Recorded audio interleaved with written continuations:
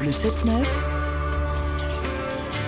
sur France Inter. Votre invité, Léa Salamé, est, sauf erreur, candidat à la primaire du PS. Non, je vous l'êtes toujours, Benoît Hamon. Je vous le confirme. Pas d'erreur. Ben voilà. Bonjour Benoît Hamon. Bonjour Léa Vous avez Salamé. entendu Dominique Seux. Fort. On attend les détails du plan dans la journée, mais apparemment l'État serait prêt à passer outre la SNCF et à commander directement 16 TGV pour sauver pendant 2 ans au moins les 400 emplois du site de Belfort. Vous applaudissez ? Oui, j'applaudis. Je pense que la chance de Belfort et d'Alstom et des salariés d'Alstom, c'est la présidentielle. Si nous n'étions pas à 6 mois de l'élection présidentielle, nous n'aurions probablement pas ce plan.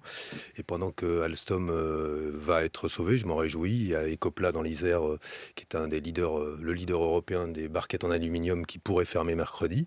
Et on attend là aussi quelques messages de l'État. Il y a les plans sociaux chez SFR. Donc je m'en réjouis. Mais je comme il y a la regrette. campagne présidentielle, à vous écouter, on va avoir des annonces chaque semaine, non ? Mais je regrette qu'il faille la campagne présidentielle pour que ce genre de décision soit prise. Je regrette le défaut d'anticipation, mais je me réjouis qu'une décision soit prise qui préserve l'emploi. Qui préserve l'emploi, mais on en fait quoi des TGV ? Sérieusement, parce qu'apparemment c'est pour les lignes intercités, des TGV à la place des trains corail. Écoutez, l'État prend ses responsabilités. Il souhaite maintenir le site. Il souhaite et je m'en réjouis, il rachète à la place de la SNCF des rames qui effectivement fonctionneront sur des lignes qui ne sont pas des lignes à grande vitesse. C'est une manière aujourd'hui de maintenir l'emploi. On a conscience du bricolage industriel de cette solution. Je regrette qu'aujourd'hui on en soit arrivé là. Que dire d'autre sinon qu'il faut se réjouir que les emplois soient maintenus, mais que vous tout avez ça déclaré relève du bricolage industriel. Vous parlez de bricolage industriel, vous avez déclaré il y a quelques jours, interrogé sur Alstom, vous avez dit « Moi, la solution, je ne l'ai pas ». Mais je ne l'avais pas. Pourquoi ? Parce que c'est très compliqué au moment où on arrive devant une décision des chefs d'entreprise qui se moque à peu près totalement de ce qu'étaient les instructions de l'État, peut-être n'en avait-il pas, se moque de l'emploi, se moque des engagements qui avaient été pris et s'apprête à fermer un site. Moi, je ne suis pas un technicien qui peut me substituer aux responsables de cette entreprise. Je vois qu'une solution a été trouvée, je m'en réjouis parce qu'elle maintient l'emploi. Je regrette qu'il faille qu'on en arrive à ce type de situation où, au bout du compte, je pense que l'État se ridiculise parce qu'il n'a pas joué son rôle auparavant, parce qu'on a manifesté une forme d'impuissance volontaire et qu'aujourd'hui, grâce à l'élection présidentielle, on bricole une solution. Alors vous allez peut-être applaudir encore Manuel Valls, puisque cette idée, une des idées de votre programme, le revenu universel, elle est reprise par le Premier ministre. Le revenu universel, c'est-à-dire cette allocation unique, ouverte à tous à partir de 18 ans, pour remplacer la dizaine de minima sociaux existants, va dans le bon sens, dit Manuel Valls, il l'a dit hier. Là aussi, vous applaudissez ? Ce que propose Manuel Valls, c'est un nouveau revenu minimum. Ce que je propose, c'est un revenu universel d'existence, versé à toute personne majeure et d'un montant qui pourrait commencer par être au niveau du RSA socle, puis ensuite être à 750 € par personne. L'objectif, c'est quoi ? C'est d'abord changer notre relation au travail. Nous sommes en train de vivre une révolution numérique, on le voit. Dans beaucoup de secteurs, il y a une véritable transition. Il y a des secteurs, hier, vous pouviez avoir des caissières dans une grande surface. Demain, elles pourraient être remplacées, je dis bien pourraient, par des portails, des portiques automatiques. Vous avez dans une multitude de secteurs, la télétransmission, la santé, les péages où il n'y a plus beaucoup de monde, des véritables transformations qui se passent et chacun pressent que nous sommes dans un monde en transition. Et donc ce revenu universel, cette destruction d'emplois, ce qui est en train de se passer dans ce secteur va appeler un certain nombre de grands choix. Et je pense que le revenu universel d'existence, c'est équivalent à la création de la sécurité sociale. C'est une nouvelle protection sociale. Et c'est un donc il ne remplace pas, selon vous, dans votre idée, qui ne remplace pas les allocations déjà existantes. Ça ne couvrira pas toutes les allocations existantes. Ça se rajoute effectivement un certain nombre de dispositifs existants. Le but, c'est quoi ? C'est d'abord de reconnaître qu'on peut travailler sans être dans l'emploi. Tout le travail bénévole qui existe.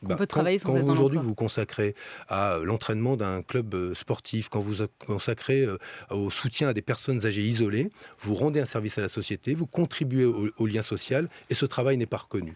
Deuxièmement, ça permet de choisir son temps de travail différemment. Je souhaite demain réduire mon temps de travail parce que je souhaite articuler ma vie personnelle et ma vie professionnelle différemment. Le revenu universel me le permettra. Je suis un indépendant. Je veux créer mon entreprise. Ouais. Je développe une start-up. J'ai besoin d'un filet de sécurité. Le revenu universel m'offre en tout cas le filet de sécurité que je n'ai pas aujourd'hui. Il y a toujours cette question sur le revenu universel qui est une idée qui chemine. Mais tout de même, il y a cette question. Donner à 18 ans à un fils de riche et un fils de pauvre 750 €, est-ce que c'est équitable ? Mais À quoi ça sert de donner à un non, fils mais de riche je comprends 750 ça, euros? sauf que pour financer le revenu universel, le riche ne contribuera pas de la même manière que le pauvre. L'objectif, c'est quoi? C'est de changer notre relation au travail. Nous sommes aujourd'hui dans un Pourquoi vous le monde qui donnez est aux en... fils de riches? C'est ça que je voudrais comprendre. je vais aller au bout.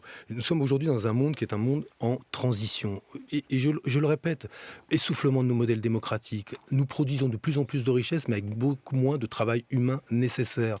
Nous avons aujourd'hui des périls climatiques évidents. Si nous nous contentons de formuler des solutions qui sont celles du monde que l'on quitte, du monde que l'on abandonne. Et si nous ne tenons pas compte aujourd'hui des exigences en termes de protection sociale, de ce qu'est la métamorphose du travail, nous allons rater les grands J'entends, rendez-vous mais qui vous sont ne ceux de répondez ce pas à ma siècle. question. À quoi ça Non, sert mais parce 750 que- euros à mais un gosse de riche de l'objectif 18 d'un ans? revenu universel d'existence, c'est redonner de l'autonomie et de la liberté à tous les individus. Mais je vous le redis, pour financer le revenu universel, à l'évidence, le riche qui percevra automatiquement, ce qui simplifie les choses, ce revenu universel sera mis à contribution par l'impôt beaucoup plus qu'il ne l'est aujourd'hui. J'en ai assez de cette gauche honteuse d'assumer les responsabilités. Ça suffit d'être déprimé, d'être honteux. Moi, je ne mise pas sur la défaite de la gauche. Moi, je ne mise pas sur l'empêchement de François Hollande. C'est Manuel Valls qui a déclaré ça. Vous vous sentez gauche honteuse? Je ne crois pas appartenir à cette catégorie de la gauche honteuse qui a rangé ses valeurs quand il s'est agi de parler d'échange de nationalité et quelques solides principes sur justement la santé au travail, le bien-être au travail en adoptant la loi El Khomri. Il me semble que la gauche honteuse, c'est celle qui abandonne ses principes, se rallie aux axiomes de l'adversaire et finalement contribue aujourd'hui à la grande confusion qui existe dans le débat politique français. Alors, la grande confusion, Benoît Hamon, ça fait des semaines que je cherche désespérément la différence de fond entre vous et Arnaud Montebourg. Celle qui pourrait justifier, en dehors de vos ambitions personnelles respectives, d'avoir deux candidatures jumelles à la primaire de la gauche. Je ne la trouve pas, la différence.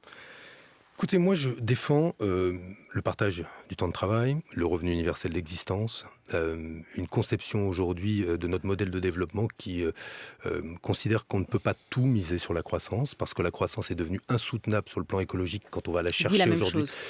et insoutenable sur le plan social. Je défends l'abrogation de la loi travail. Je dis la même Et il chose. me semble, pas du tout, et il me semble aujourd'hui que quand on regarde le débat politique tel qu'il s'organise entre Arnaud et potentiellement François Hollande ou Manuel Valls, si Manuel Valls le remplace, je considère aujourd'hui que les solutions qu'ils formulent les uns et les autres dans cette opposition assez classique à gauche sont plutôt arrimées au monde d'hier. Et il me semble qu'il est absolument indispensable de concevoir aujourd'hui l'avenir de nos sociétés, et c'est la raison pour laquelle je suis candidat à l'élection présidentielle, autour de vraies transformations qui accompagnent et maîtrisent la transition qu'est en train de vivre la France, l'Europe, le monde entier. Le revenu universel en fait partie. C'est une nouvelle protection sociale que je propose. Le partage du temps de travail est aujourd'hui une nécessité absolue. Voilà des principes autour desquels j'entends réunir Merci. les électeurs de gauche. Merci Benoît Hamon. On vous réinvitera parce que je ne suis pas convaincue sur la différence entre vous et Arnaud Montebourg. Mais merci et belle journée à vous.